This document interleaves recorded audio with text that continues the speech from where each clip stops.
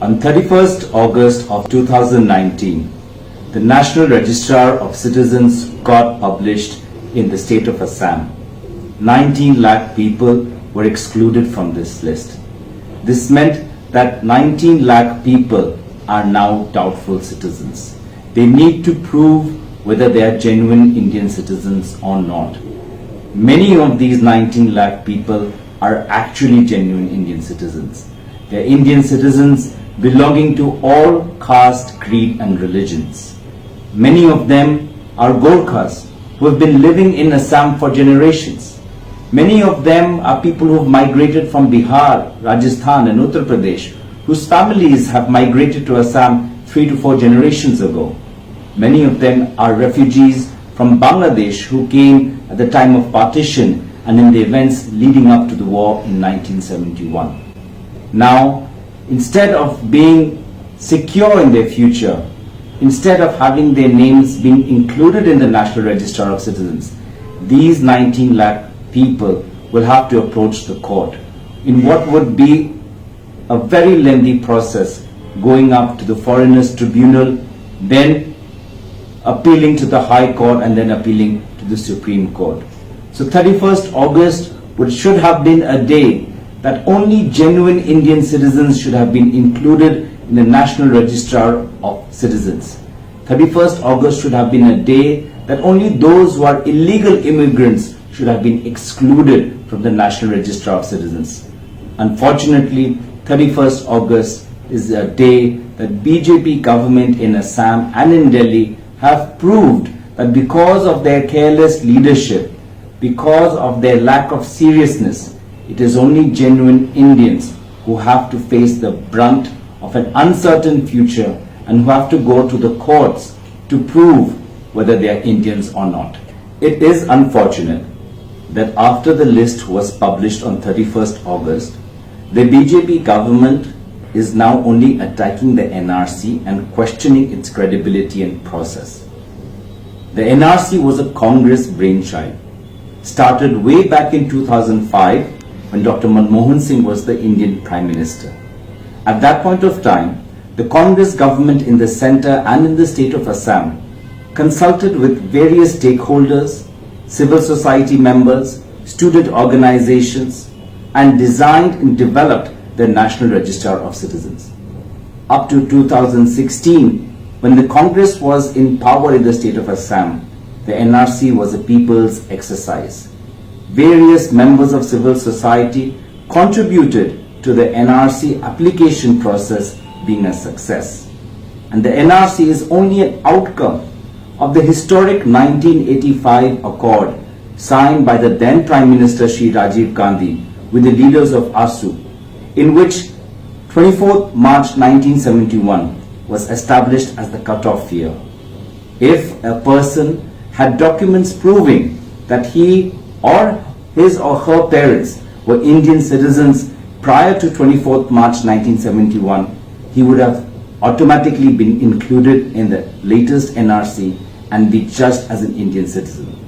However, if you cannot prove documents that you were or your parents were Indian citizens prior to 1971, then that means your future as an Indian citizen is uncertain.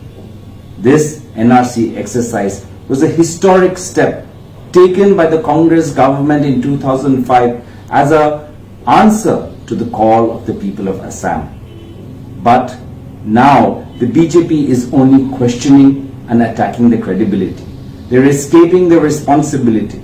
This only shows that for them, they don't want to see a successful, accurate NRC. They want to prolong this crisis. They want to prolong this confusion. They want to prolong this idea of divisive politics and dividing society on the basis of religion and language. After 31st August, it is unfortunate that the BJP is speaking about only one linguistic community amongst the 19 lakh excluded people. But why speak about one community? The Congress is speaking on behalf of all communities who have been excluded and who are genuine Indian citizens. I myself in the past, in the parliament, in Lok Sabha, have talked about Gorkha people not being included.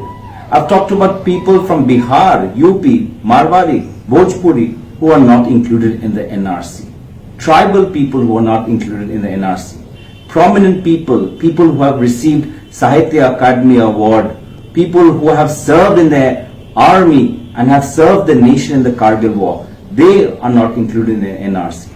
This is the difference. While BJP is speaking only about one community, Congress speaks for everyone. I have spoken for everyone.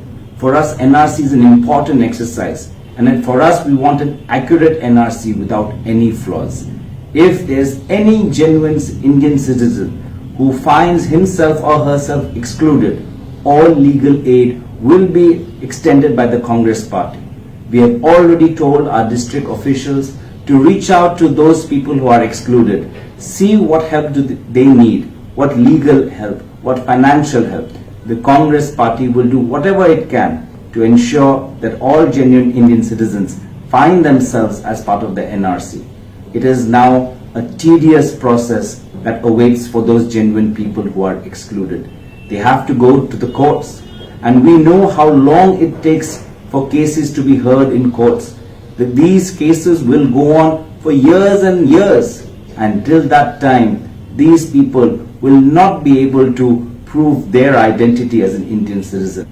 It is highly unfortunate that instead of concentrating on their future, concentrating on raising their families, concentrating on getting a promotion in their career, their lives are now facing an uncertain future. And these 19 lakh people will be going and knocking on the doors of the court, and the people of Assam will still not have an accurate NRC, will still not have an accurate estimate of how many illegal foreigners there are. And that was the original purpose of NRC. Prior to the NRC, there was always many numbers floating around as to what is the accurate estimate of illegal foreigners. This NRC was to be that exercise which gives the answer. Unfortunately, we're nowhere close to the answer. And if anybody has to take responsibility, it is the government at the center and the government at the state. The government at the state is questioning and attacking the NRC, its officials, and putting the blame on the Supreme Court. The government at the center shockingly remains silent. They remain negligent of the woes of the people who find themselves excluded.